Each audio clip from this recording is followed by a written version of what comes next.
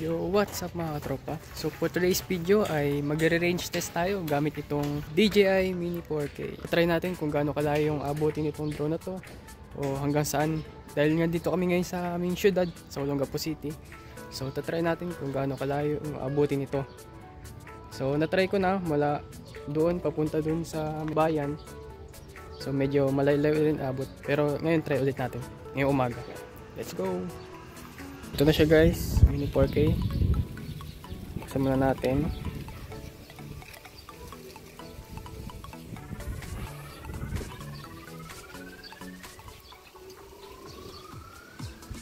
And asset. One press and long press din. So wait lang, lagay mo natin joystick. So ayun na guys, nakaset na yung joystick pati yung connector. So lalagyan na natin yung cellphone. At ready to go na tayo kasama si Mini 4K. Let's go! So ayun na guys, connected na si Mini 4K. So ready to fly na siya. Yan, as you can see. Tara, testing natin dito. So take off natin.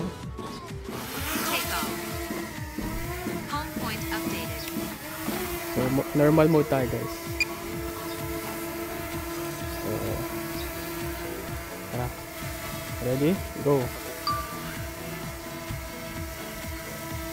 So, medyo malakas yung hangin sa amin. So, angat na si Mini 4K.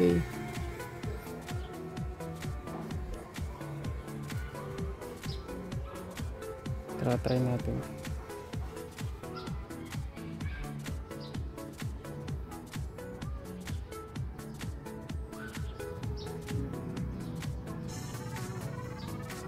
So may cell site dito. Siguro di na matatatamaan. So mahirap na baka ano. So tara, range test na tayo. Nasa 200 meters na siya. Tingnan natin kung hanggang saan aabot. Hanggang dun sa bahay namin. So kita na yung SM Central. Doon banda. So yun. Try natin kung makaabot dun. Up to 500 meters na siya.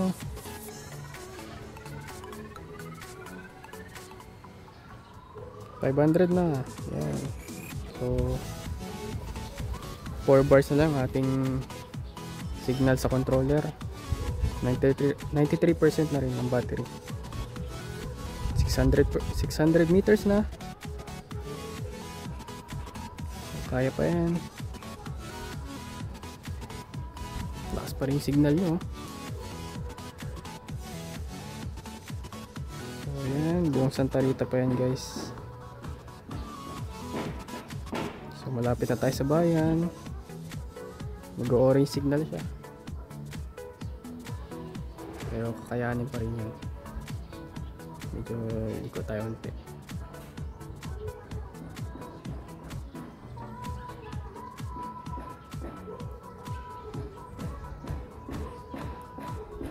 Three bars na lang. Angat natin pa. So 120 meters yung kanyang altitude dahil nga may regulation dito, malapit tayo sa airport. Pero try lang natin ngayon, sample lang naman kung gaano kalayo. So angat pa natin. 1,200 meters na, 300 na oh. So medyo na ano na yung signal. 2 bars na lang siya guys.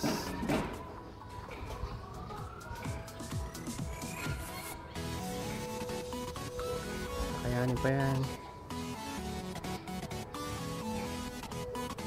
3 bars. 1.5 meters na. Kayanin kaya. 1,600 meters. So nag-red na yung signal.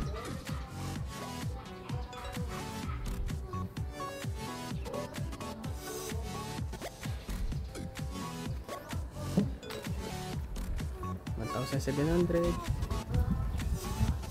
1,800 na guys. Medyo maano na dito, naglalag na.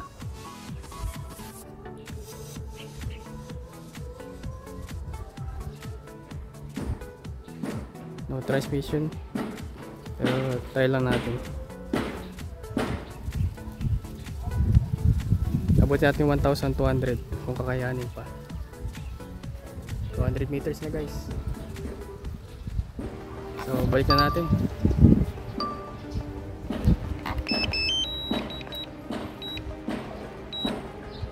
Return to home. So pabalik na siya. Nagawa yung signal ko guys. Pabalik na siya dito. Nakakabay. Pero malapit na yan. Pabalik na siya dito guys. Na-weak signal siya. Grabe, mini 4K. Nasa syudad kasi tayo kaya medyo maraming maraming cell site sa bahayan. So ito na, pabalik na siya guys. Grabe yun.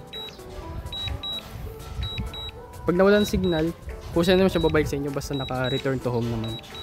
Kahit nawalan yung signal yung controller, basta yung drone makakabalik pa rin sa inyo. So pabalik na siya guys.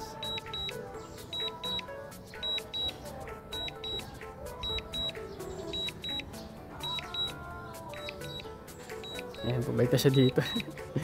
Medyo kinabahan lang talaga ako dun. 5 meters na siya.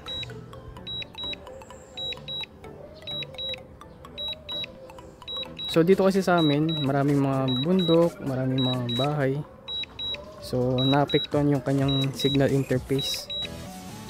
Pero pag nasa tayo sa bukid, yun mas malayo yung kukuha. Strong wind warning, malakas yung hangin dito sa amin. Kasi may umaga pa lang. So yun na siya guys, pabalik na.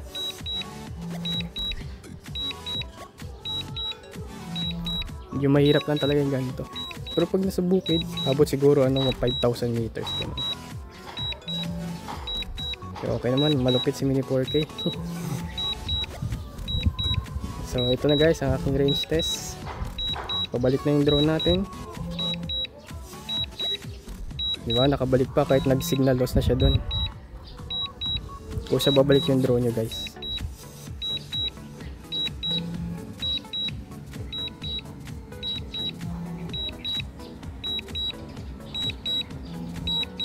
So may airplane sa taas, kita ba dito? Angat natin gimbal.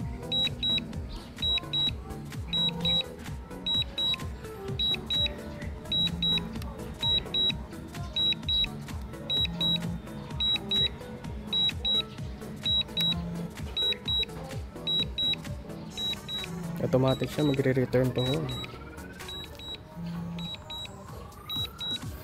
Medyo kinabahan talaga ako, first time nangyari ito sa akin guys. Nag-disconnect siya. Pero ngayon nakabalik na sa awa ng Diyos. Lipad na sana yung 17,000 ko eh. Pero ito na, pabalik na siya. 53% na lang. Dahil sa lakas ng hangin, mabilis siya mag-reduce ng battery.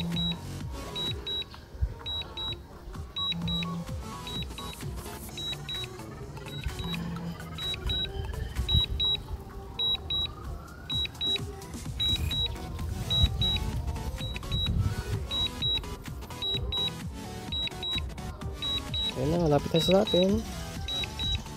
So doon tayo bando. Ayan na.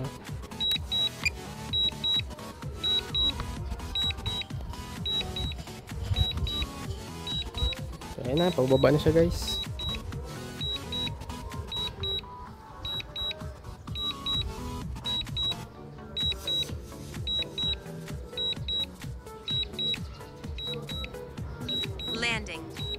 Landing na.